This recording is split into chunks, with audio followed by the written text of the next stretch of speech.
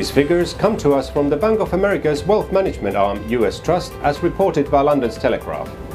In its most recent quarterly SEC filing, Apple reported that it had $158 billion in cash and cash equivalents plus short and long-term securities. US Trust reports that the cash-strapped American government has reserves of just $48 billion, while the folks in Britain are doing rather better with reserves of $70 billion. Microsoft is also in a better cash position than both the US and the UK, with reserves of $84 billion, US Trust reports. But that's just a smidgen over half of Apple's cash reserves. While Apple may have the heftiest amount of cash in the known world, Microsoft keeps a far greater proportion of its reserves outside of the US to avoid US taxes.